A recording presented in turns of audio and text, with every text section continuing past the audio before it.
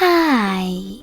In front of me is Xiaomi Redmi Note 12, and today I would like to show you how you can change default apps on this Xiaomi. First of all, you need to install your new defaults. I already did that, so I can go into device settings right away.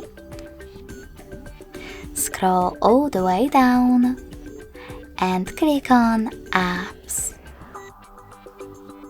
Now select Manage Apps. Tap on those three dots at the top right corner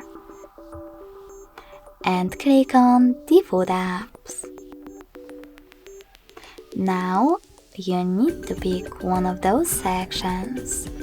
I want to change my browser, so I have to click on it. Click on Opera in order to apply it, and tap on the back button. So when I do that, as you can see, my default app has changed. Thanks so much for watching. If you enjoyed this video, smash that like button, comment and subscribe. Bye!